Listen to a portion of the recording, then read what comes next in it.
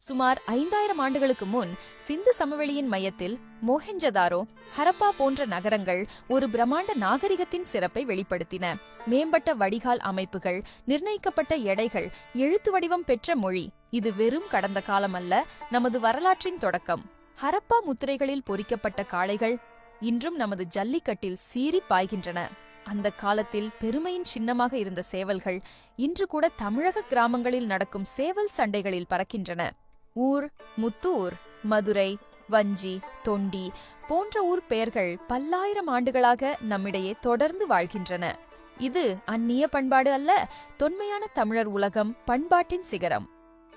சுமார் கிமு 2000-இல் ஆரியர் என அழைக்கப்படும் இந்தோ யூரோப்பிய குழுக்கள் கைபர் கணவாய் வழியாக வட இந்தியாவிற்குள் குடியேறினர். அவர்கள் புதிய மொழிகள், சடங்குகள், கால்நடை வளர்ப்பு முறைகளை கொண்டு வந்தனர். ஆனால் தெற்கில் வேறு வாழ்வியல் பயன்பாடு இருந்தது. சிந்துவெளி மரபிலிருந்து வந்த தமிழர்கள் தங்களுக்கென தனித்துவமான பண்பாட்டு பாதையை கட்டமைத்து வாழ்ந்து வந்தனர். வடக்கில் மாறுதல்கள் நடந்தாலும் தெற்கு மாறவில்லை. தன் மண்ணில் ஆரிய தாக்கம் இல்லாமல் தங்கள் அறநெறிப்படி முன்னேற்றமடைந்து வந்தனர். வடக்கும் தெற்கும் இருவேறு பண்பாட்டின் பயணங்களை தொடர்ந்தன.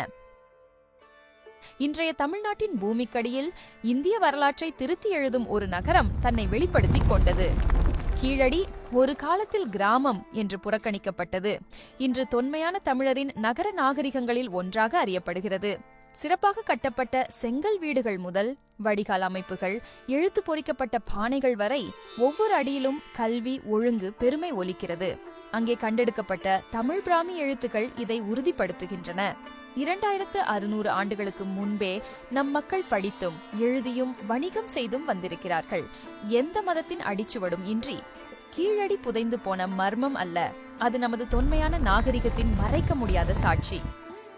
பண்டைய தமிழ்நாட்டில் சொற்கள் வெறும் சொற்கள் அல்ல, அவை வாழ்வியல் அறங்களாக விளங்கின. மதுரையின் சங்க கூடங்களில் ஆண் மற்றும் பெண் புலவர்கள் காதல், போர், ஆட்சி, அருள் பற்றி பாடினர்.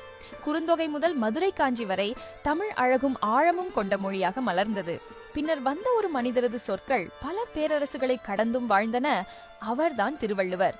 திருக்குறள் மதத்தை போதிக்கவில்லை, அது நீதியை போதித்தது. 2 வரிகளில். இது தமிழின் பொற்காலம். அப்போது மொழியே உயிராக இருந்தது. நூற்றாண்டுகளுக்கு பிறகு மற்றொரு படையெடுப்பு வந்தது. களப்பிரர்கள் படையெடுப்பு தமிழர் வரலாற்றின் போக்கை மாற்றியது. அவர்கள் சேர, சோழ, பாண்டிய அரசுகளை வென்றனர். அவர்களின் ஆட்சியில் ஜெயின் பிட்சுக்கள் தமிழை ஏற்றுக்கொண்டு துறவு வாழ்க்கை மற்றும் புதிய மரபுகளை கொண்டு வந்தனர். தமிழ் புலவர்கள் அங்கிருந்து விலகினர். கலை மெல்ல அமைதியானது. ஆனால் கதைகள் அழியவில்லை. சிலப்பதிகாரமும் மணிமேகலையும் தோன்றின. அவை அமைதியாக மக்களிடம் பரவின. ஆக்கிரமிப்பின் நடுவிலும் தமிழ் வாழ்ந்தது. மௌனமாக, மக்கள் மனங்களில் நம்பிக்கையாக. மௌனத்திலிருந்து பாடல்கள் எழுந்தன. சிதைந்த இடிபாடுகளிலிருந்து கோவில்கள் உயர்ந்தன. பல்லவர்கள் கல்லில் கோவில்களை பொறித்து தமிழ் மண்ணில் பெருமையை மீண்டும் நிலைநாட்டினர். சோழர்கள் அதை இன்னும் உயர்த்தினர். பெருவுடையார் கோயிலை எழுப்பி கடல்களை வென்று தமிழை பூமியிலே பொறித்தனர். அரசர்களின் பங்களிப்பை தாண்டி ஆண்டாள், திருஞான சம்பந்தர், அப்பர், ஆழ்வார்கள் போன்றோரின் பாடல்கள் மக்களை கவர்ந்தன. அவர்களின் பக்தி பாடல்கள் அரியாசனங்களுக்காக பாடப்படவில்லை. தமிழ் பக்தி இயக்கம் சமஸ்கிருத திணிப்புக்கு எதிரான ஓசையாக ஒலித்தது. இது மறுமலர்ச்சியான காலம், கோவில்களும் பக்தியும் நிறைந்த காலம். 14ஆம் நூற்றாண்டில் ஒரு படையெடுப்பு தமிழகம் வந்தது. மாலிக் காபூரின் படையெடுப்புகள் தமிழ் மண்ணையும் வென்றன. அந்த படையெடுப்பின் தாக்கத்தின் முடிவில் விஜயநகர சாம்ராஜ்யம் பிறந்தது. தமிழின் வேரில் இருந்து பிறக்காவிடினும் திராவிட அடையாளத்தை பாதுகாத்தது. புலவர்கள் புதிய இலக்கியங்களை படைத்தனர். கலைகள் சிறப்பாக கொண்டாடப்பட்டன. முழு அமைதி நிறைந்த காலமாக இல்லாவிடினும் மக்களின் இயல்பு வாழ்க்கை தொய்வின்றி தொடர்ந்தது. அந்த காலத்தின் அனுபவங்களிலிருந்து தமிழின் அடுத்த அத்தியாயம் எழுதப்பட்டது. பிரிட்டிஷ்காரர்கள் வாள்களுடன் வரவில்லை, ஒப்பந்தங்களுடன் வந்தனர். கிழக்கிந்திய கம்பெனி தனது கொடியையும் வரிகளையும் சட்டங்களையும் தமிழ் மண்ணில் நாட்டியது. ஆங்கில கல்வி தமிழறிவை மாற்றியது. உயர் சாதி பிராமணர்கள் மட்டுமே வாய்ப்புகளை பெற்றனர். மற்றவர்கள் வெளியில் நிறுத்தப்பட்டனர். அதிகாரம் அங்கே அணிந்து கொண்டு மக்களுக்கு புரியாத மொழியில் பேசத் தொடங்கியது. ஆனால் சங்கிலிகளுக்குள் கூட தமிழ் மூச்சு விட்டது. திருக்குறள் மொழிபெயர்க்கப்பட்டது. போராட்டங்கள் ரகசியமாக பரப்பப்பட்டன. மௌனத்திலும் நிழல்களிலும் எதிர்ப்பு தன்னை எழுதிக் கொண்டிருந்தது. பிரிட்டிஷ் காலனி ஆட்சியில் கல்வி, வேலைவாய்ப்புகள் சிலருக்கே திறந்திருந்தன. பிராமண மேல் சாதியினரே பள்ளிகளிலும் கல்லூரிகளிலும் அரசு அலுவலகங்களிலும் இருந்தனர். பெரும்பான்மையான மற்ற சாதியினர் வெளியில் காத்திருக்கும் நிலை. 1916 அந்த காத்திருப்பு முடிவுக்கு வந்தது.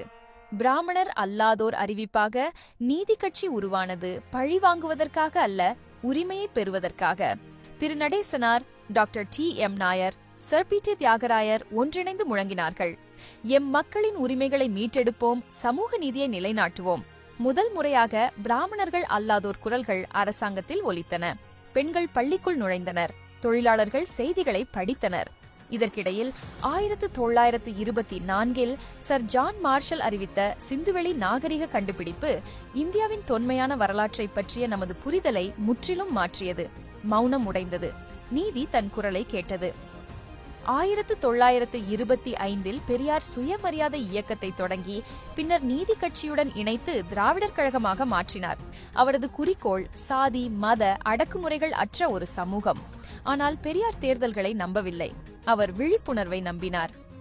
அவரது தொண்டர் அறிஞர் அண்ணா தேர்தல் பாதையை தேர்ந்தெடுத்தார். 1949 அவர் திராவிட முன்னேற்ற கழகம் திமுகவை உருவாக்கினார். அது வெறும் கட்சி அல்ல, அது கவிதை, சினிமா, போராட்டம் என வளர்ந்தது. 1953 ராஜாஜியின் குலக்கல்வி திட்டம் கிராமப்புற குழந்தைகளை குலத்தொழிலில் பிணைக்க முனைந்தது. பெரியார் அதனை கடுமையாக எதிர்த்து காமராஜரை முதல்வராக ஆதரித்தார். காமராஜர் அந்த திட்டத்தை ரத்து செய்து ஏழைகளுக்காக ஆயிரக்கணக்கான பள்ளிகளை திறந்தார். 1965 இந்தி எதிர்ப்பு போராட்டங்கள் பேரிடியாக முழங்கின. 1967 அந்த முழக்கங்கள் அரசாங்கமாகியது. அப்பொழுது மெட்ராஸ் மாநிலம் 70% வறுமையிலும் 45% கல்வியறிவிலும் தத்தளித்தது. ஆனால் தமிழ்நாடு தனக்கான குரலை எழுப்பியது. புரட்சி தொடங்கியது. 1967 தமிழ்நாடு ஒரு மாநில அரசை மட்டும் தேர்ந்தெடுக்கவில்லை, தன்னுடைய வளர்ச்சியை தொடங்கியது. சத்துணவு திட்டங்கள் குழந்தைகளை பள்ளிக்கு கொண்டு வந்தன. கட்டணமில்லா பேருந்துகள் பெண்களை கல்லூரிகளுக்கு அழைத்து வந்தன. அண்ணா மற்றும் கலைஞர் தலைமையில் திராவிட கனவு உண்மையான கொள்கையாக மாறியது. தமிழ்நாட்டின் வளர்ச்சிக்கான திட்டங்கள் சட்டமாக்கப்பட்டன. சமத்துவமும் சமூக நீதியும் மாநில சுயாட்சியும் தமிழ்நாட்டின் அடையாளங்களாகின. பெண்கள் வீடுகளையும் நிறுவனங்களையும் வழிநடத்தினர். விவசாயிகள் மரியாதையை பெற்றனர். மாணவர்கள் கனவு நனவானது. திரைப்படங்கள் கூட கொள்கையை எடுத்துச் சென்றன. ஏனெனில் மக்கள் இருக்கும் இடத்திற்கே மாற்றம் சென்றது. தொடர்ந்து ஸ்டாலின் தலைமையில் தமிழ்நாட்டில் கிராமப்புற வளர்ச்சி முதல் நகர வளர்ச்சி வரை கல்வி, சுகாதாரம், டிஜிட்டல் கட்டமைப்புகள், பெண்கள் முன்னேற்றம், பொருளாதார வளர்ச்சி என சீர்திருத்தங்கள் வலிமையுடன் வந்தன. பிஜேபி மற்றும் RSS தங்களின் ஆதிக்கத்தை திணித்த போது தமிழ்நாடு எதிர்த்தது. இந்தியா முழுவதும் மாநிலங்கள் தங்களுக்கான அடையாளத்திற்கு போராடி கொண்டிருந்த போது தமிழ்நாடு தன் அடையாளத்தை ஆழப்படுத்தியது. இது ஒரு மாநிலம் மட்டுமல்ல, இது ஒரு model. Tony Blair institute for global change கூட இந்த திராவிட மாடலை அனைத்து தரப்பு மக்களின் வளர்ச்சியையும் பிரதிநிதித்துவத்தையும் தன்னகத்தே கொண்டிருக்கும் மாடல் என புகழ்ந்துள்ளது. இந்தியாவின் தலைசிறந்த மாநிலங்களில் ஒன்றாக தமிழ்நாடு தொடர்ந்து மிளர்கிறது.